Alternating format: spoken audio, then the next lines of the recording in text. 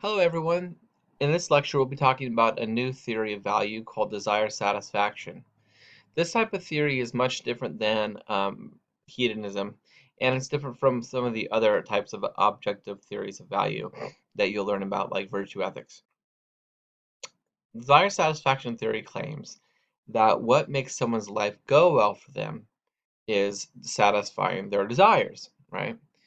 So hedonism said that what makes someone's life go well for them is pleasure or happiness or attitudinal pleasures like enjoyments. Desire satisfaction theory then is not an objective theory of value, where hedonism says, look, there's one intrinsic value, namely happiness. Desire satisfaction theory cannot say that because you might desire many kinds of things. It's not specifying what you ought to or what you do desire. It may be I desire cookies and you desire to iron your clothes. If I satisfy my desires for cookies and you satisfy your desire for ironing clothes, then your life is going better for you than it could have been. Or if you live your life always having one that's full of fulfilled desires, then you're going to live a perfect life. You're going to have a life that's going swimmingly for you. So let's go ahead and look through some of these slides and then we'll get on to some of the objections. The desire satisfaction theory says something is good for you if it satisfies your desires. Nothing can make your life go better unless it gets what you want. Gets you what you want, rather. Um, so hedonism, there's no specific way for you to achieve your life goal, right? So hedonists say that, you know, it doesn't matter if you have evil, if you get your pleasure from evil actions. Happiness is happiness, right? There's no specific way to achieve happiness. If you are happy, then you're happy, and if I'm happy, then my life's going well for me. Like hedonism, desire satisfaction theory also admits that there's one goal. So where hedonism is pleasure, desire satisfaction theory is, like we said earlier, satisfying your desires.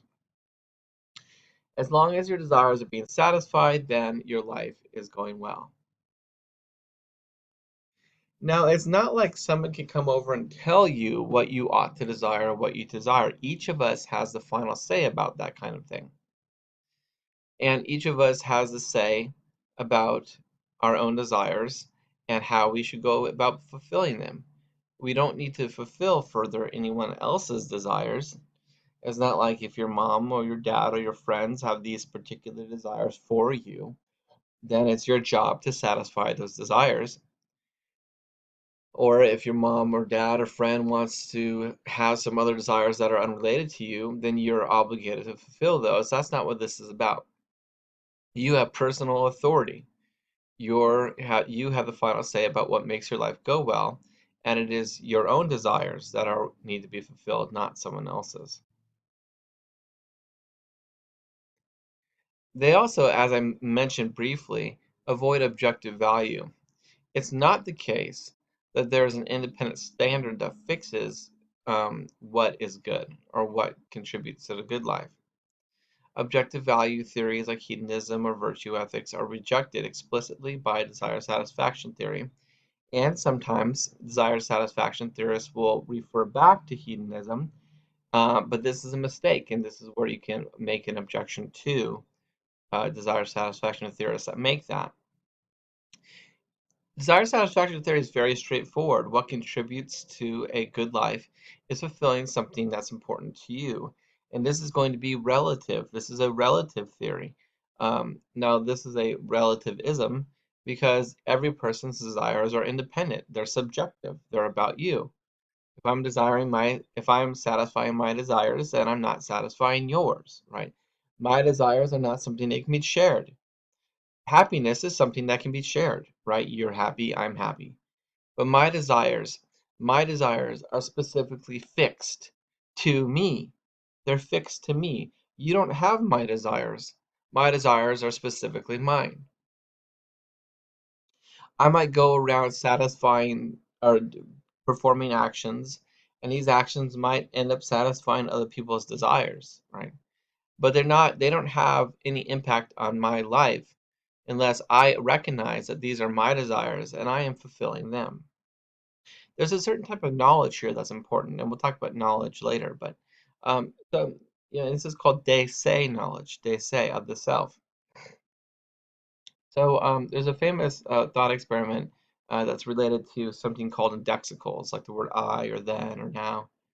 And there was a guy, John Perry, wrote a paper called The Essential Indexical, and then he gave this story about this gentleman going about the supermarket, and when he is doing this, he realizes that there's someone is leaking um, sugar all the floor. So what he wants to do is Perry goes along and follows this trail of sugar in order to find the person and tell him that his sugar is leaking out of the bag, right, and he's making a mess. Right? So Perry goes along and tracks his sugar down, up and down the aisles, up and down the aisles, and he can't find the person, right? He's following the path, and he's doing this and doing that, and he says this person is really making a mess. This person is not aware that his sugar is leaking, right? So he knows all the facts about the sugar. And then he looks down at his cart, just he happened to be looking down, and he realizes it is me. I am the one who's leaking the sugar. And then he has the ability to do something about it. He comes to learn something new he didn't know before, namely that it was him himself, he himself rather, that was leaking his sugar. And this is related to desire satisfaction theory. You might go around fulfilling a whole bunch of desires, right? But unless you know that those desires are yours, you're not actually living a good life. You're something that you're missing. So you need to know that the desires are yours and these are what ought to be fulfilled in order for your life to go well. And this relates to something that's important in moral psychology or in moral theory called motivation. Many people think that something can be good for us only if we can be motivated to pursue it. But for any supposed objective good, some people won't be motivated to pursue it. Now, so for example, I might know that contributing to the poor is something that I'm morally obligated to do. And I know that I ought to want to do it, right? But I'm not motivated to do it.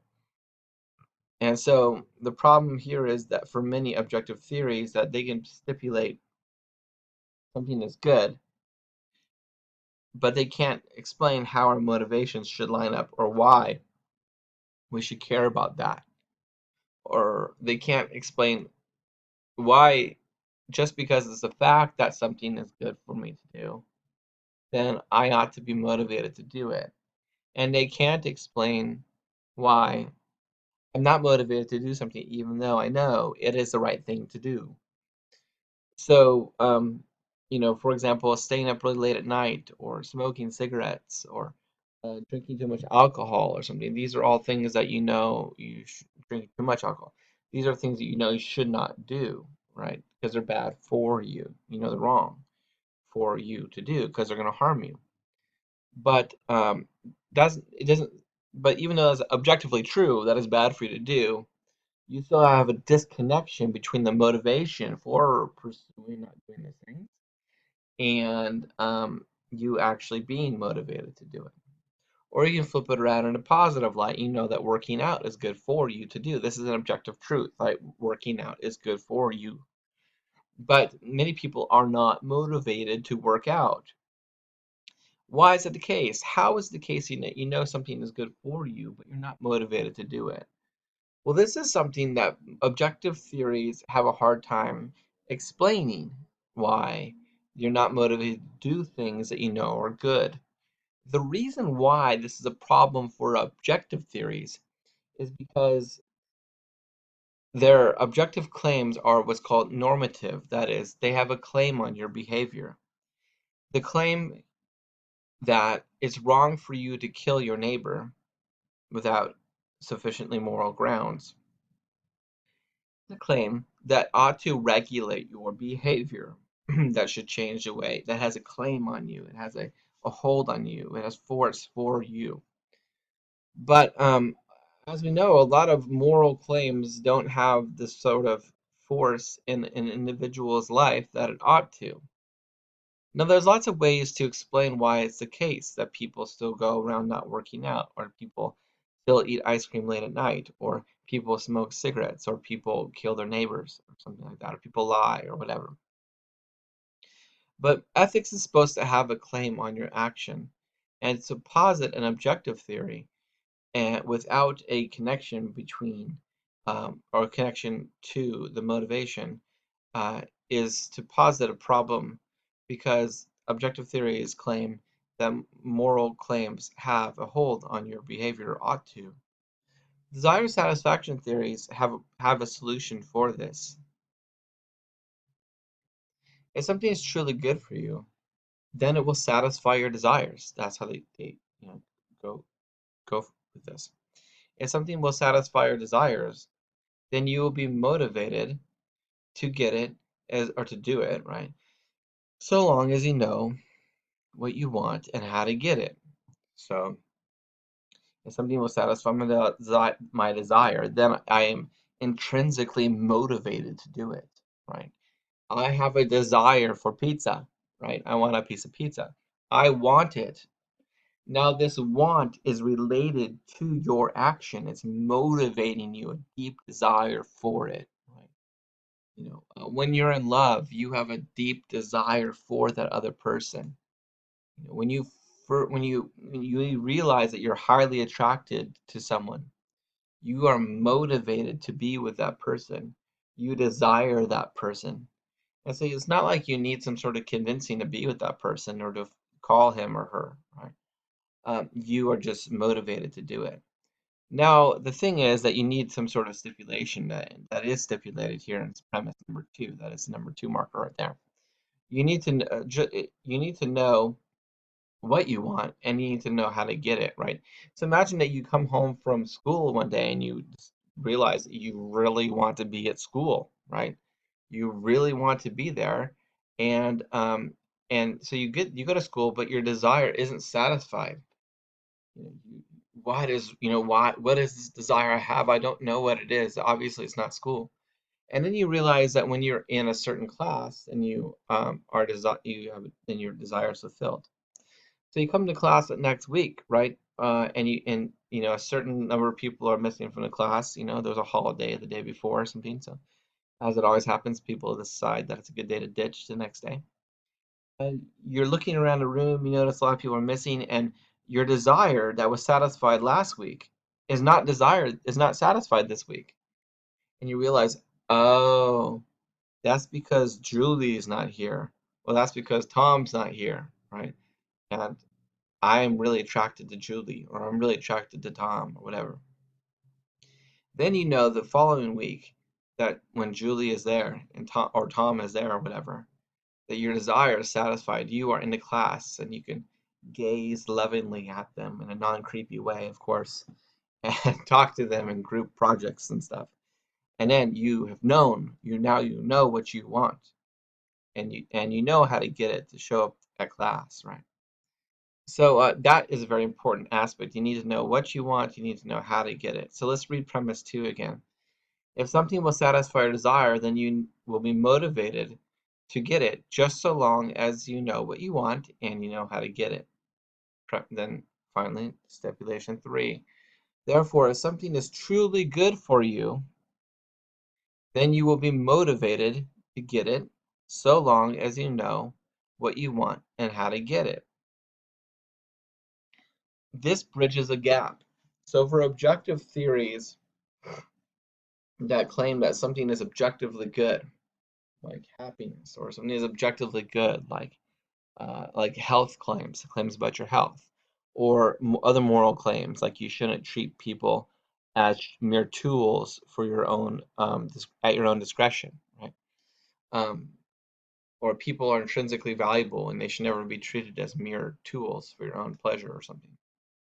These are objective moral claims, but sometimes you do these things, right? Sometimes you're not motivated to um, to treat someone as intrinsically valuable. And that's a problem. Why, if morality really has this claim on my actions and claim on my motivations, then why am I not motivated to do that? Now, objective theories have lots of good reasons for this, okay? But nevertheless, desire satisfaction theory clears that problem up very easily for you. If something is good for you, then you'll be motivated to do it, just so long as you know what it is and how to get it. And the reason is because if something is truly good for you, then it will satisfy something that's internally motivating you, essentially, namely your desires.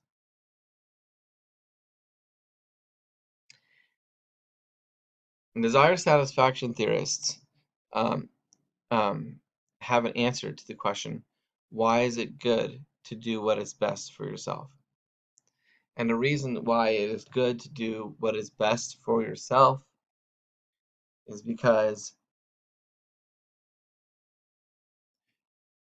goodness for the desire satisfaction theorist is what makes your life go well, and doing what's best for yourself is going to make your life go well. And this is the value theory here. Is ultimately desire is self-regarding. I'm satisfying my desires, and this is going to make my life go well for me. Furthermore, desire satisfaction theory can explain why you have reason to do the thing which makes you better off. So, for example, if something makes you better off, then it satisfies your desires. And if something satisfies your desires, then you have reason to obtain it. Therefore, if something makes you better off, you have reason to obtain it. So you can really see this clearly, I think, in desire satisfaction theory. Or to put it another way, there is always reasons to get what you want. And if getting what you want always makes you better off, then there's always a reason to make yourself better off.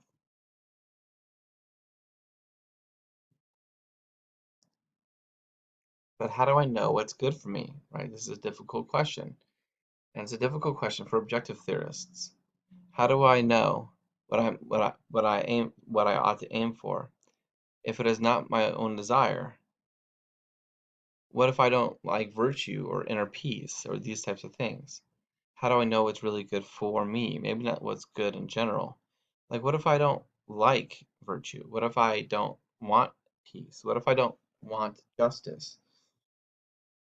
If it's not my desire, how do I know what to aim for? Some objective theorists are going to say that the way you figure this out is through your reason, right? Or through training or something like that. So as I reason through these types of things, like deontology, a theory we'll look at later, is going to say that you're a creature of reason, and reason provides you the aim of your actions. But it's not clear though how this type of reasoning can really make it clear to you what you ought to aim for insofar as it's related to what's good for you. Because you might really dislike virtue or dislike justice or something. So how do I know what to go for there, right? But desire satisfaction theory has a really clear answer. You need to be really clear about what you want, what it is that you want, and you need to figure out how to get it. All right, well, this concludes our lesson on Introduction to Desire Satisfaction Theory. In the next next lecture, we're going to look at some problems for desire satisfaction.